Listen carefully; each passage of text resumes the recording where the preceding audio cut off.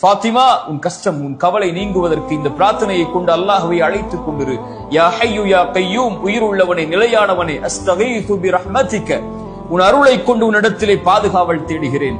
அஸ்லிஹ் லி ஷஅனி குல்ல, யா அல்லாஹ் என்னை முழுவதும் சீர்படுத்து. வலா தகில்னி இலா நஃப்ஸி தர்ஃபத ஐன், யா அல்லாஹ் கண் சிமிட்டும் நேரத்திற்கு கூட என்னை ஒப்படைத்து விடாதே, என்னிடத்திலே முழுவதும் என் பொறுப்பை உன்னிடத்திலே வைத்துக்கொள்.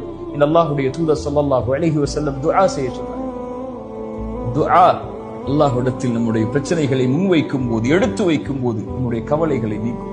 ஸலா, துஆ, இதை மறந்து நம்முடைய வாழ்வில் இருக்கக்கூடிய எந்த கவலைகளையும், எந்த தெரப்பி சென்றாலும், எந்த மருத்துவ நபரிடத்திலே சென்றாலும், மனநல ஆலோசனையிடத்திலே சென்றாலும் நீங்க அல்லாஹ் நம்மை சீர்படுத்துவானாக.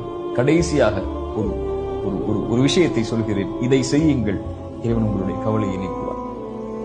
ரசூலுல்லாஹ் ஸல்லல்லாஹு அலைஹி வஸல்லம் செய்தது அபூ உமாமாவிற்கு, தன் மகளுக்கு கவலையில் வந்தவருக்கு மகிழ்ச்சி அடைவதற்கு ரசூலுல்லாஹ் சொல்லிக் கொடுத்த துஆக்கள்.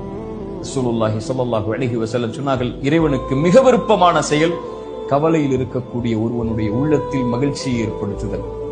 உங்களால் ஒரு கவலையில், கடலில் இருக்கக்கூடியவனுக்கு, கஷ்டத்தில் இருக்கக்கூடியவனுக்கு, பொருளாதார நெருக்கடியில் இருக்கக்கூடியவனுக்கு, குடும்ப உறவுகளை பிரிந்து வாழக்கூடியவனுக்கு ஒரு மிகப்பெரிய செல்வத்தையோ ஒரு உறவையோ அமைத்துக் கொடுக்க முடியாமல் இருக்கலாம்.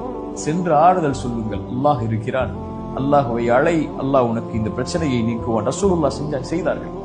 சொல்லுங்கள், அல்லாஹ் ரப்புல் ஆலமீன் அதன் மூலமாக யாரோ இன்னொருடைய உள்ளத்திலே மகிழ்ச்சியை ஏற்படுத்தினால் அல்லாஹ் உங்களுடைய உள்ளத்திலே மகிழ்ச்சியை ஏற்படுத்துவார். லா தஹ்சன் யா அஹி, உலக வாழ்வு இயல்பானது, மிக லேசானது, இது இன்றோ நாளையோ முடிந்துவிடும்.